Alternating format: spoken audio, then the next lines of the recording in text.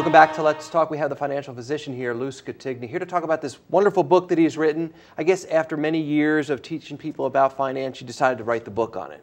Tell us about this. I've been wanting to do it for some time, and like the procrastinator that I am, I wrote 3 chapters and then I just let it go, and then finally I said I got to do this now. This is the time in America when they need this book. It's a great book for like a young couple just getting married because it covers everything.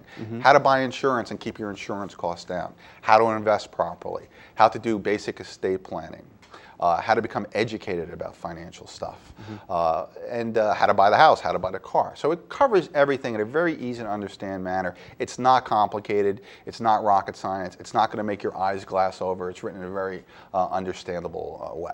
One of your chapter titles is Saving Instead of Investing. What does that mean? Well, many people want to save money to put it in the bank. That does nothing for you because the yields are so low. Right? Let's take a CD, for instance. CDs, right? Say it's paying 2%. Let's be generous. Let's say it's paying 3%. Well, if you take off taxes, maybe you yield 2. But if you take off inflation, the real cost of living, you're going to have a negative rate of return almost every time. So you're losing money. You're losing purchasing power. And I call CDs certificates of depreciation because that's what they are. You're losing purchasing power. But it's safe, people say. It's insured, yes, but you're going broke safely.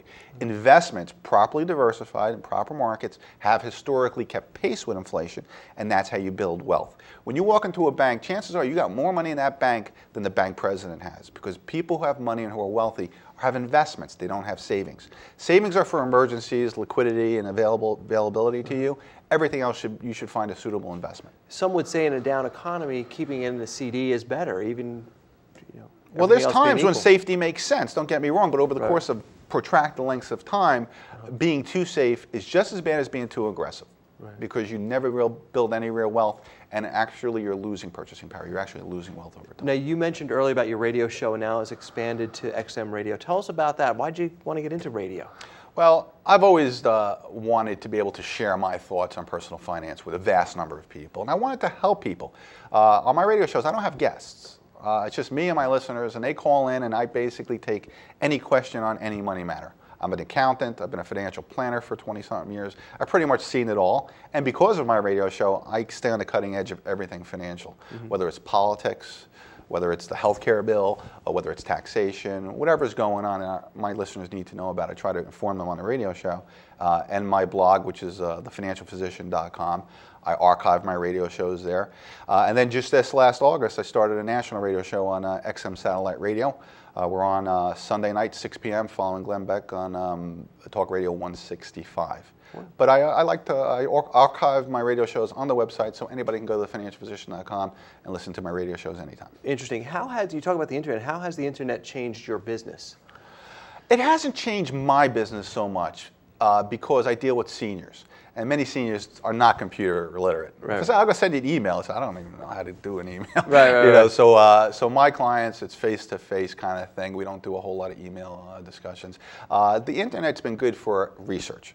It's for me to keep up on what's going on in the world so I can report to my clients and my listeners and my readers on my blog what's going on. The internet gives me a vast ability to find out what's going on. Interesting. Now, a lot of our listeners are all over New Jersey. They may not, they may be looking for an advisor. What should they look for? I know we were talking about the letters after your name, but what are some key points that people should look for when finding an advisor? Okay. First thing, certified financial planner. It doesn't cost you any more to deal with a certified financial planner who's experienced than a guy just got licensed last week. So deal with an experienced certified financial planner.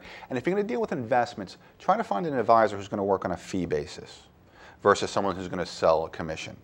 You know, I've done both. And when you sell on commission, I make my commission off you.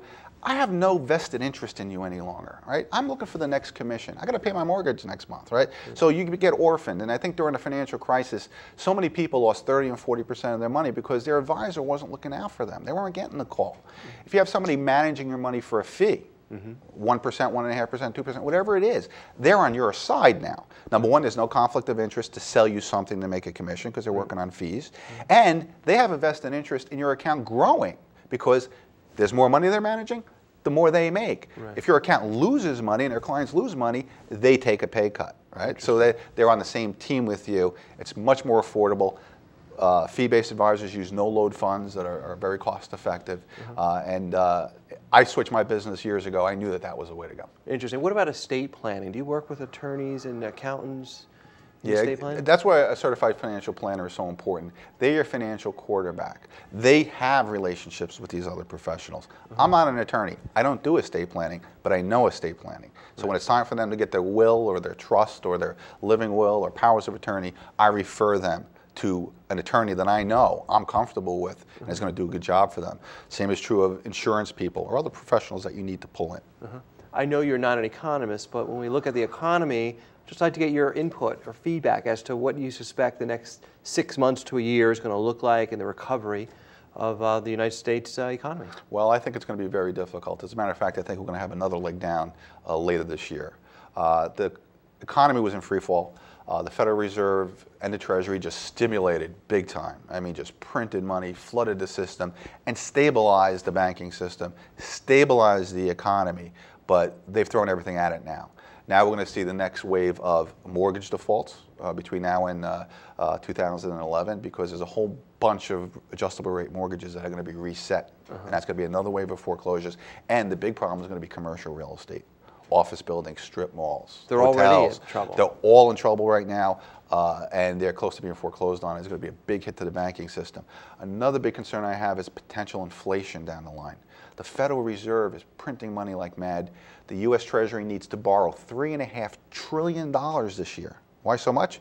$2 trillion in debt's maturing, has to be rolled over, and we have a $1.5 trillion budget deficit. I mean, these numbers are mind-blowing, right? And the Chinese and the Japanese are no longer showing up at our auctions to buy this debt.